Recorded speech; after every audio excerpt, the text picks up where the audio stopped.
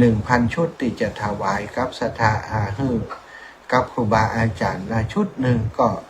ก๋วยเตี๋ยวนี้เขาคำนวณอยู่ที่ถ้วยละ20 บาทศรัทธาญาติโยมสมมุติว่าอีป่อยแม่โอ้จะเป็นเจ้าภาพลงทานก๋วยเตี๋ยวตัวอาจารย์เนอะอีแม่จะเอาสัก5 ชุดนะ250นะ5 ชุดก็250ก็100 บาทเนี่ยเขาก็จะเป็นเจ้าภาพด้วยกันหรือว่าโอ้อีแม่จะยากไปคนเดียวนะอาจารย์ข้าวหม้อแกงหม้อข้าวหลมข้าวต้มว่ากันได้เนาะ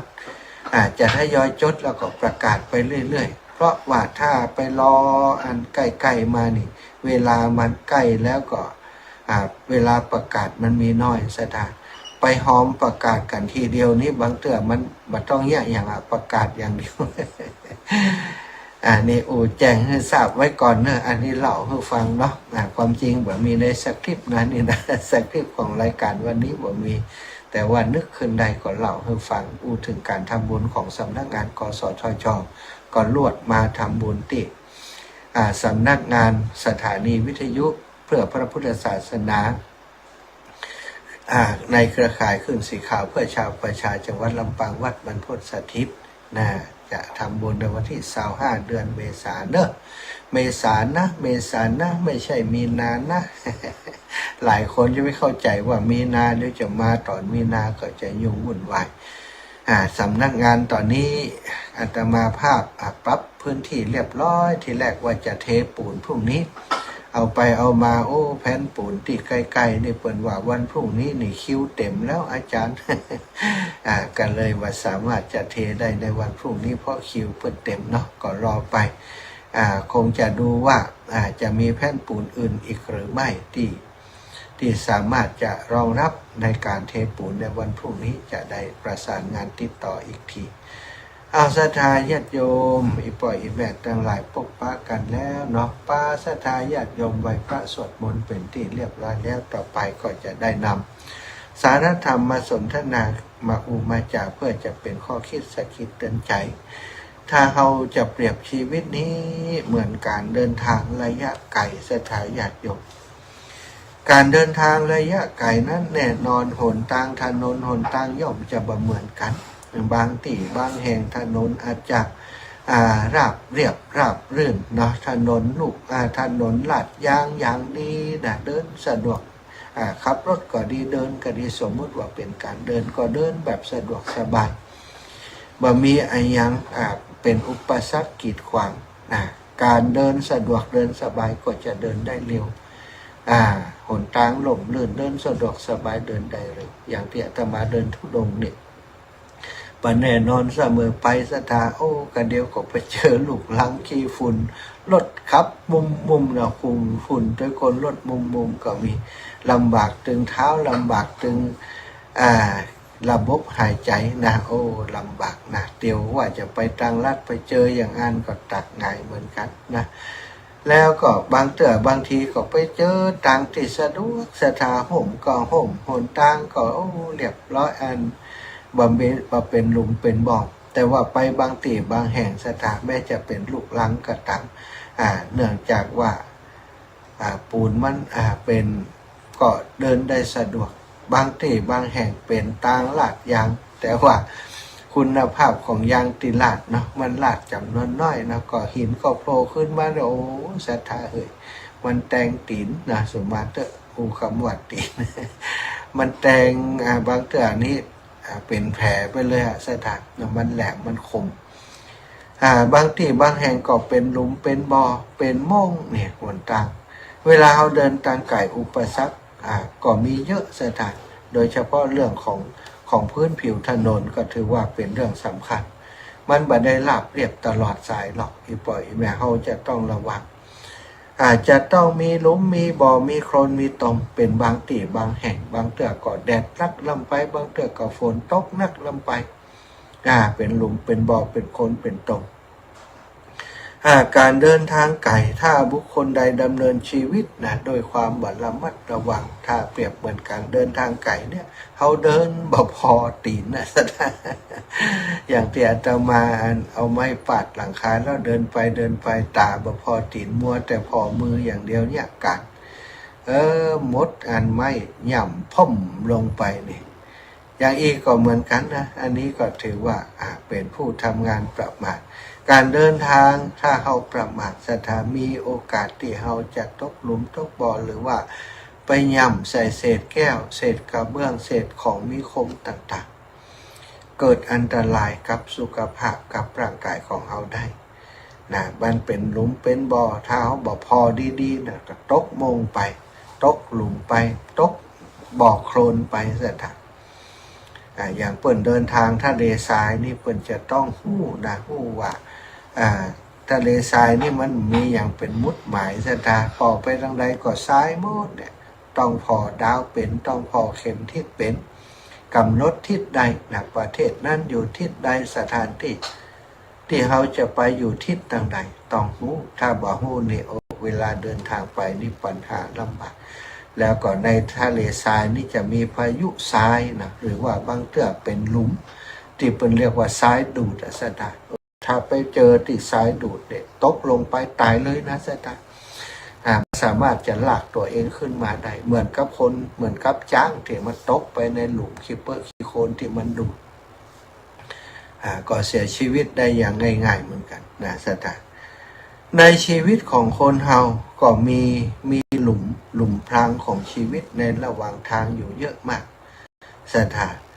โดยเฉพาะหลุมที่เรียกว่าความโลภนะความโลภก็เป็นหลุมอย่างหนึ่งนะเป็นหลุมอย่างหนึ่งที่เป็นกับดักนะความโลภก็คือความอยากได้ใครมีในทางที่ผิด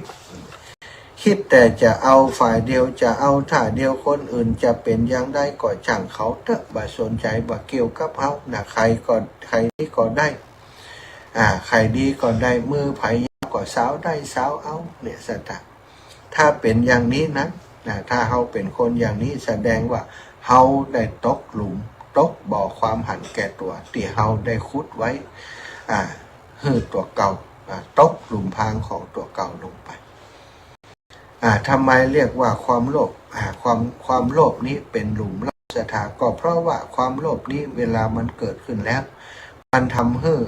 คนผู้เป็นเจ้าของความโลภนั้นความโลภมันอยู่ในใจไผ่ถ้ามันเกิดขึ้นคนนั้นก็เดือดร้อนอีแม่ลองมาจินตนาการว่าเวลาเขาโลภอยากได้ของเขาเนี่ยถ้าเขาเป็นคนที่อยากได้ในทางที่ผิดคิดแต่จะเอาฝ่ายเดียวมาทำงานแต่จะเอาโดยวิธีใดก็แย่งชิงก็มีลักขโมยก็มีปล้นเอาซึ่งหน้าก็มีโกงเอาเปิ่นโดยวิธีการต่างๆก็มีอาศัยเหตุแห่งความโลภอาศัยความโลภเป็นเหตุทำสิ่งต่างๆขึ้นโดยที่จะตั้งใจบ่ตั้งใจกันแล้วแต่ส่วนใหญ่ก็คือถ้ามีความโลภแล้วมันตั้งใจเอาของเปิ้นนะอันนี้ก็คือหลุมลมที่เขาจะตกลงไปแล้วมันตกลงไปแล้วมันขึ้นยากสถานถ้าเขามีความโลภถ้าเขาเอาชนะความโลภเหล่านี้ที่เกิดขึ้นได้ความโลภหันพิษที่จะเอาของผู้อื่นฝ่ายเดียวจะเอาได้แต่ฝ่ายเดียวจะเอานักแต่ฝ่ายเดียวคดโกงเปิ่นก็เอาทำอย่างใดก็เอา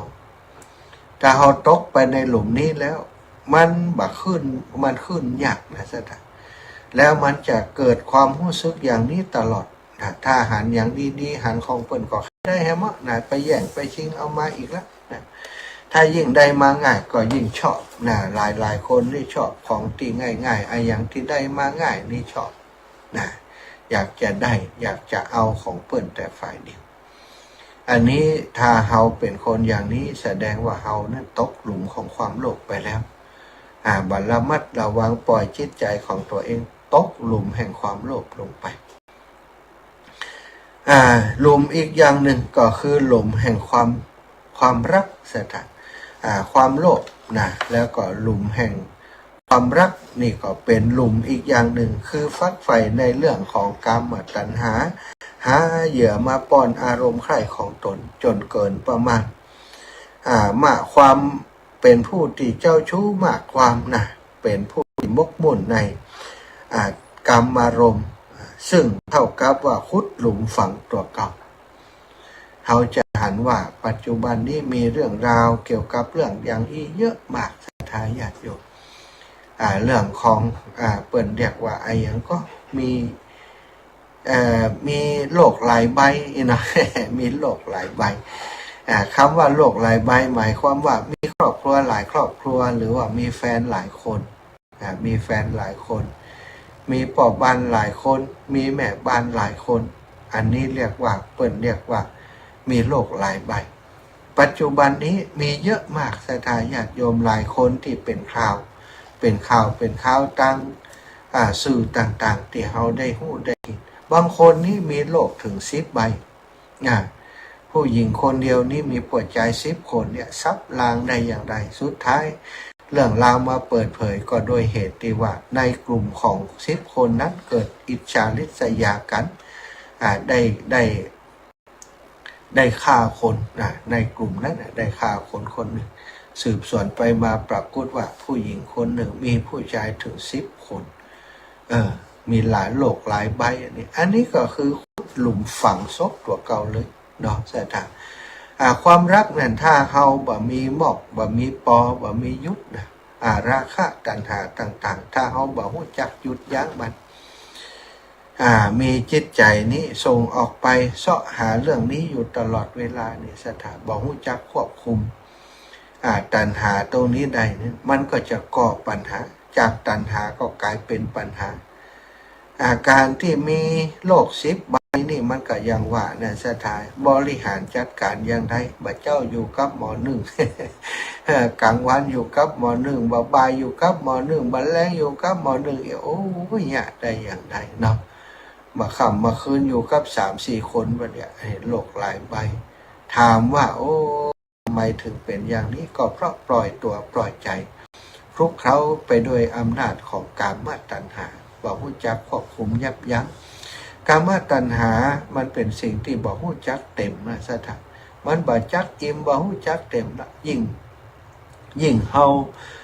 ปล่อยจิตปล่อยใจไร้การควบคุมมันก็ยิ่งตะเลิดลงไปหาเหยื่อของมันกินเหยื่อของมันสุดท้ายก็ติดเบ็ดติดเหยื่อติดเหยื่อติดเบ็ดนะเหยื่อก็ต้องมีเบ็ดเนาะคอยเกี่ยวฮื้อคนเฮานั้นได้ลุ่มหลงจมอยู่กับมันนี่คือปัญหาที่เกิดขึ้นเกิดขึ้นกับคนหนึ่งหมู่เฮาท่านเจ้าทั้งหลายซึ่งอาจจะอายุมากแล้วมันจะว่าอายุมากแล้วปลอดภัยเนอะอีพ่ออีแม่ทั้งหลายอายุมากหลายคนก็ยังมากไปโดยเรียกว่าเท่าตัณหากับก็มีเยอะเฮาจะต้องสำรวจตรวจสอบจิตใจของเราถ้าหากว่าเฮาเป็นคนอย่างนั้นนี่เฮาจะต้องมาดูแล้วว่าโอ้กรอบแห่งศีลธรรมหิริโอตตัปปะของเฮามันเข้มแข็งแค่ไหนถ้าจิตใจเฮาบ่เข้มแข็งหิริโอตตัปปะน้อยนะก็ตามจิตของเฮาก็จะถูกล่อลวงโดยความอร่อยทางเนื้อทางหนังที่เรียกว่ากามราคะนะกามราคะมันเป็นความอร่อยทางเนื้อทางหนังซึ่งมันเป็นสิ่งที่บ่จีรังยั่งยืนชุกความสุขที่เป็นประเดียวประดาวแต่คือความทุกข์กับเฮานักหนาความอิจฉาริษยาความหึงหวงอย่างต่างๆมันจะเกิดจากตัวนี้แหละหลุมแห่งความรักนี่แหละแม้กระทั่งความรักที่มันถูกต้องก็ตามสถามันก็เป็นหลุมอย่างหนึ่งที่ทำให้เราทั้งหลายได้มีปัญหาในการดำเนินชีวิตเจริญพรโยมแม่นมัสการตัวลูกอยู่วัดแต่เจ้าอยู่วัดกลับจากเชียงใหม่มาเดี๋ยวจะไปงานศพอยู่แม่โอ้ศพจะไหนเจ้าศพบ้านฝอนโยมมันตีทำลงทานด้วยกันเนี่ยเสียชีวิตไปอายุ60 ปีรับตายไปไหม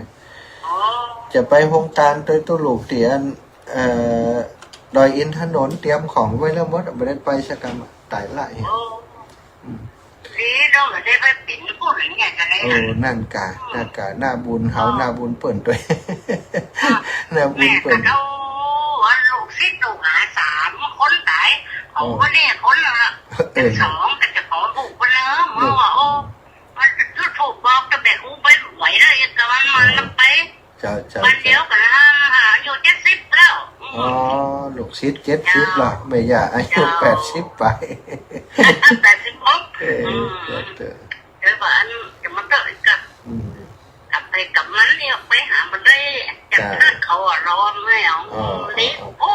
เนาะวันอิดเนาะก็บอกเขาตามหน้ากะจุดถูกบอกยังยาวแล้วนะกะจ้ะแม่นหรอกอันคนที่เขาเนี่ยกะ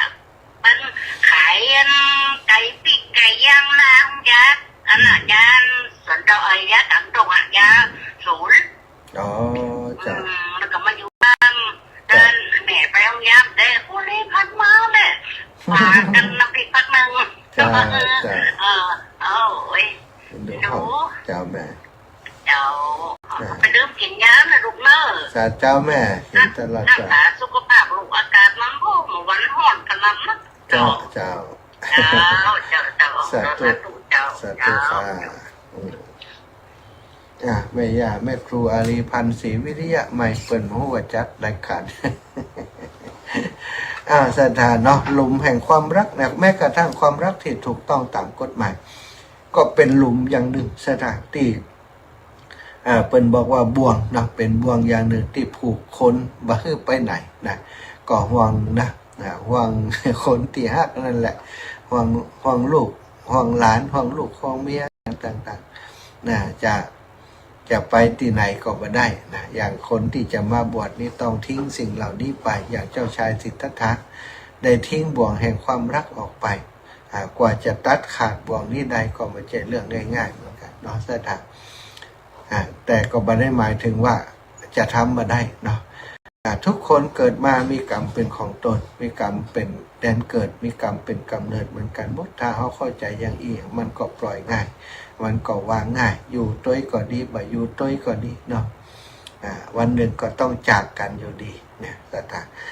อันนี้หลุมแห่งความรักเนาะหลุมแห่งความรักคือความฝักใฝ่ในกามตัณหาเยื่อมาป้อนอารมณ์ความใฝ่ของตนจนเกินประมาณมาชู้หลายลูกหลายเมียมกมุ่นอยู่ในทางกามอารมณ์ซึ่งเท่ากับเป็นการขุดหลุมฝังตัวเอง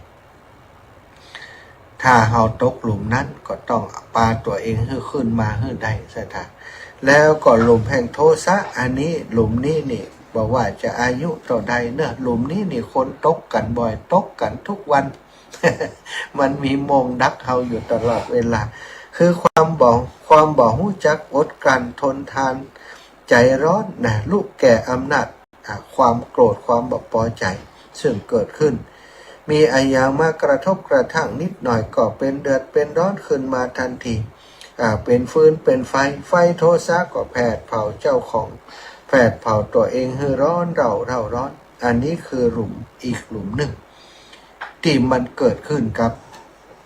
หมู่เฮาทุกชีวิตสถานบอกว่าเปิ้นบอกว่าตัวตราบใดที่เฮาตั้งหลายบ่ได้บรรลุอรหันต์บ่ได้หันสัจธรรมที่แท้จริงว่าสิ่งเหล่านี้มันเกิดโดยเหตุปัจจัยโทสะความโกรธบ่ได้เกิดขึ้นตลอดเวลาเมื่อตาเห็นรูปที่บ่พอใจก็อาจจะโกรธฟังเสียงที่บ่พอใจก็โกรธขึ้นมาสถานเป็นกฎของการเกิดความทุกข์ของการเกิดสิ่งต่างๆที่เป็นเรียกว่าอิทัปปัจจยตาปฏิจจสมุปบาทอย่างก็ว่าได้นะความโลภความโกรธความหลงเป็นสิ่งที่มันอยู่คู่กับชีวิตของทุกคนแล้วมันเป็นหลุมเป็นบ่อที่คอยจะทำให้การเดินทางของเรามันไปบัดถึงไหนตกหลุมอยู่ตลอดหลุมบางหลุมนั้นเป็นหลุมใหญ่ถึงกับทำให้เราได้เสียชีวิตหรือว่าตายไป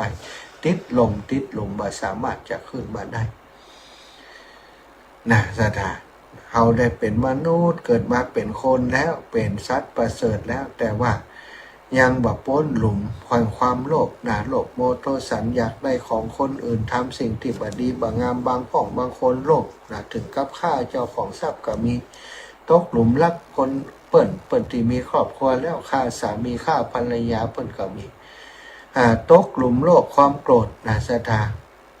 เปิ้นยังบ่ถูกหูน้อยหรือว่าพิษพองมองใจกันนิดหน่อยบ่สอบบ่ทับฆ่าเปิ้นเฮ็ดก็มีถ้าเราทำอย่างนี้สถานมันก็ย้อนกลับไปตกนรกกว่าจะได้มาเป็นคนอีกก็บ่ฮู้กี่ร้อยกี่พันชาติจะได้เกิดมาเป็นคนอีกครั้งหนึ่ง ในเมื่อมีชีวิตเป็นมนุษย์แล้วต้องระมัดระวังหลุมต่างๆที่มันคอยจะดักเอาให้ตกไปในหลุมในหลุมในตอมตมของความทุกข์ต่างๆเนาะแล้วก็หลุมบ่อแห่งกิเลสนั้นมันบ่ใช่มีของ2-3อย่างนี้นะศรัทธามันมีมากมายเหลือเกินการดำเนินชีวิตโดยบ่มีศีลธรรมทางศาสนากำกับจึงมีหวังพลัดตกหลุมลงไปในหลุมในบ่อเหล่านั้นวันละหลายๆครั้งแต่คนใดก็ตามถ้าถอนตนถอนใจออกมาได้จากภาวะเหล่านั้นเขาก็จะได้บทเรียนอันมีค่าได้สติปัญญาอันเข้มแข็งเกรียงไกรยิ่งขึ้นกว่าเก่ามากมายเลยทีเดียวนะมีพุทธภาษิตที่พระพุทธองค์ทรงตรัสไว้ว่าทุกขาอุทธัระทัตตานังปังเกสันโนวะกุญชโรแปลเป็นไทยว่าจงถอนตนขึ้นจากลมเหมือนช้างติดลมถอนตนขึ้นได้ฉะนั้นนี่ถ้าเขาบัดถอนตนขึ้นมาจากลมเขาติดลมสุดท้ายหมดแรงก็ตายคำลมลักษณะถ้าอยากจะตายคำลมก็แล้วไปนะหลุมลงโยหันรักโยหันโทสะโยหันบากกำจัดสิ่งเหล่านี้ออกจากจิตจากใจบ่มีหิริบ่มีโอตปะบ่มีขันติบ่มีโสรัจจะบ่มีความอดทนบ่มีความอดกันในการฝึกจิตฝึกใจให้ห่างไกลจากสิ่งเหล่านี้นี่ก็ลำบากก็พลอยที่จะทำให้ตัวเองตกหลุมตกลมไปตลอดเอาละศรัทธาได้อุจากันมาพอสมควรแล้วเนาะก็ขอบคุณครับศรัทธาทุกคนทุกท่านที่ติดตามรับฟังรายการในช่วงค่ำยามแรงนี้สำหรับศรัทธาที่ติดตามทาง Facebook ไลฟ์อาตมาภาพบันทึกเสียงนี้ไว้ก็เดี๋ยวจะเอาไปออก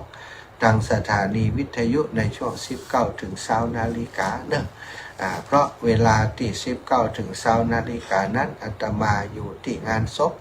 ของแม่นงบุญรัตติวัดบ้านฟ่อนพร้อมกับศรัทธาสาธุชน FC แฟนรายการสารธรรมยามค่ำศรัทธาที่หู้จักมักคุ้นกับโยมแม่นงจะไปร่วมบุญกันเยอะอยู่พี่น้องโถกหัวช้างพี่น้องจากต่างบ้านปงใต้บ้านจูดใต้บ้านปงใต้ปงเหนือปงใต้หลายท่านหลายตีนหลายแห่งเนาะพี่น้องต่างบ้านฟ่อนบ้านปงแสนทองบางห้องก็ไปก่อนแล้วพี่น้องจากลิงกัสเนาะแม่ลองขอไปตอนกลางวันแล้วก็แม่กาบแก้วสีอินแก้วและอีกหลายคนไปตอนกลางวันนะคืนนี้ก็คงจะมีพี่น้องจากสีหมดเก้าทกหัวช้างหัวทุ่งบ้านพี่ชัยนาค่ายบ้านเหล่าบุญเกิดนะแล้วบ้านใดแห่งบ้านป่าแล้วเนาะบ้านป่าแล้วแพะดอนตันบ้านกลางโต๊ะนะเมียาเล็กปาวลีอินสุวรรณและบ้านน้ำโจบ้านป่าจักที่หูจักกับแม่นงเนาะแม่นงเป็นคนดีมากๆสถานและเป็นคนที่ประมาทในความตายเลยอาตมาบอกเป็นห่วงแม่นงเลยนะบอกเป็นห่วงในเรื่องที่การจะไปตกทุกข์ได้ยากนี่คงจะเป็นไปบันไดแล้วเพราะตลอดชีวิตตั้งแต่น้อยถึงใหญ่แม่นงนี้สั่งสมบุญมาเยอะมากเป็นคนดีของพ่อของแม่นะเป็นแม่ที่ดีของลูกเป็นภรรยาที่ดีของสามีเป็นพุทธศาสนิกชนผู้มีจิตใจเป็นบุญเป็นกุศลทำบุญมาตลอดชีวิตสถานแม้กระทั่งก่อนจะตายนี้วันสุดท้ายวันที่จะตายก็ยังตั้งใจไปทำบุญเปลี่ยนผ้าประจำปีครูบาเจ้าเขาปีที่วัดพระบาทผานางแล้วก็วันที่4ถ้าเพิ่นยังบ่ตายก็จะไปต่ำส้มต่ำที่ดอยอินทนนท์ไปเลี้ยงญาติโยมที่เพิ่นไปทำบุญที่ดอยอินทนนท์คิดแต่เรื่องบุญคิดแต่เรื่องกุศลซะทั้งใส่บาตรอาตมานี่เยอะมากนะ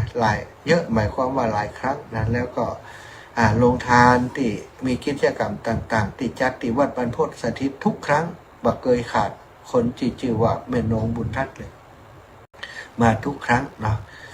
เฮาเป็นครอบครัวเดียวกันอาตมาเคยบอกโยมพ่อโยมแม่ที่ฟังรายการไปแล้วนะอาตมาบ่ได้คิดว่าอีพ่ออีแม่เป็นแค่ผู้ฟังรายการอาตมาคิดว่านี่คือครอบครัวของอาตมาอันนี้คือพ่อคือแม่คือญาติพี่น้องที่เขาจะได้ดูแลกันอาตมามีบวชเป็นพระสงฆ์องค์สังฆเจ้ามีหน้าที่เผยแผ่ มีหน้าที่นำข้อคิดข้อธรรมมาฝากมาแบ่งปันผู้เป็นพ่อเป็นแม่เป็นญาติเป็นครอบครัวเฮอได้รับฟังเฮอได้สดับเฮอได้รับฟังเฮอได้นำไปปฏิบัติเป็นข้อคิดสะกิดเตือนใจแก่ศรัทธาญาติโยมทั้งหลายเพราะคิดว่าท่านทั้งหลายเป็นครอบครัวเมื่อมีอย่างเกิดขึ้นกับศรัทธาบอกว่าที่ไหนศรัทธาอาตมานี่ไปหมดขอให้หู้ข่าวบางเตือไปแถวเมืองฝางบุญนะสัตสมแม่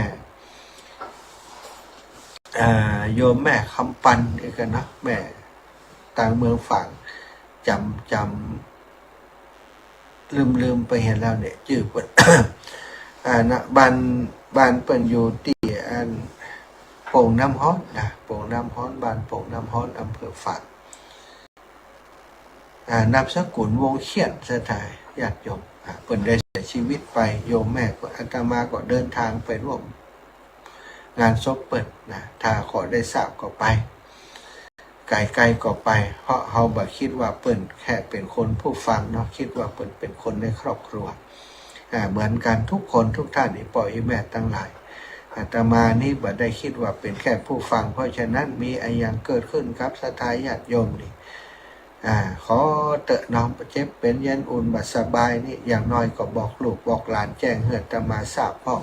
มาใจว่าโอ้ตอนทำบุญดีๆนี่ทำบุญด้วยกันตอนที่ศรัทธา